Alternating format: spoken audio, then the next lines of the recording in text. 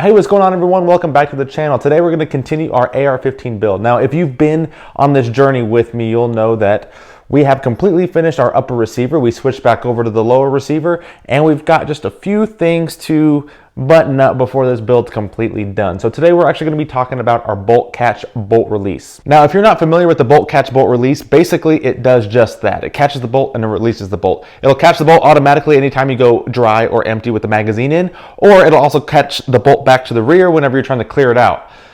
Also, it releases the bolt to let it go back forward whenever you need to let it go back forward. As always, Armaspec bolt catch bolt release things. I love Armaspec. I say it almost every video. They are the gun world's HEB, in my opinion. If you think there's anything better than that, let me know in the comments down below. But the cost to quality ratio, I mean, it's just unbeatable, really. So Armaspec bolt catch bolt release is what's going on in this weapon. And of course, we have our low receiver. So those are going to be the two things that you will need for today's build. The bolt catch bolt release is pretty simple to install, so all you're going to need is a small little punch set and a roll pin starter. It goes right here, and you'll see the where the pin and all that kind of stuff goes, but it's pretty simple to put in there, so let's just get right to it. There is your low receiver, and that's where your bolt catch bolt release goes into. So let's go ahead and open these guys up. So the way that this goes in is pretty simple. You have your spring and you have your little bolt catch bolt release detent right there, and it goes just like this. Spring goes in first, just like that, and then you have your beautiful detent that goes in. There's a fat side and a skinny side. Fat guy goes up, skinny side goes down inside the spring itself, and then you have a hole right here. The hole lines up with the holes on the side right here, and that's where your roll pin goes. So it literally goes just like that, boop, and that gives you your spring tension. So here's my roll pin. You'll need a roll pin starter. You just kind of stick this guy in there and you're just going to start it into place. This can get pretty tricky, so what we'll probably end up doing is putting this inside of the vice grip to kind of hold it in place. So let's do that. Let me switch up the camera angles for us. This guy's going to go into place just like this, and this is what holds everything in place. So it'll go just like this.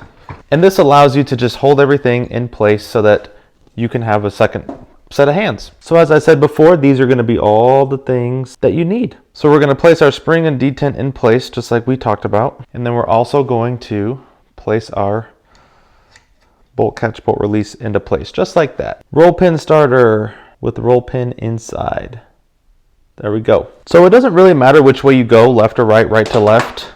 So you just want to do the easiest way for you. I'm going to try to do it in a way that's going to be very difficult for me so that you can see easier, because I'm a team player like that. So all you want to do is you're going to actually start the roll pin until it can't go anymore. And what I'm doing is with my palm, I'm pushing down, and then with my fingers, I'm actually holding my starter punch in place. And you should be able to start it just enough to be able to wiggle it out without bending it. And then we're just going to double check and make sure. Okay, so it has not started yet, which is great. So as you can see here, it started, but it's not actually going through yet. So what's going to happen is I'm now going to get my roll pin punch, and we're going to smack that bad boy in there. So now you can see it's in place and on the way.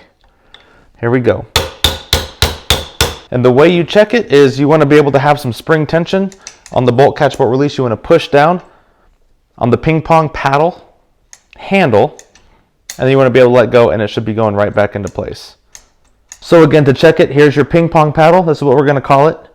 So you want to push on the handle of it, and you should release it, and it should go right back into place. And just like that, we have installed our bolt catch bolt release. Again, the way you check it is push on the ping pong paddle handle, push down. Whenever you let go, it should all reset back into place and under spring tension. Next week, we're going to finish this off with the buttstock and also that actual takedown pin. So be sure to subscribe, hit that notification bell. That way, whenever I upload that video, you'll be notified of it. And thank you so much for checking out this video. Let me know in the comments down below what you're putting into your weapons.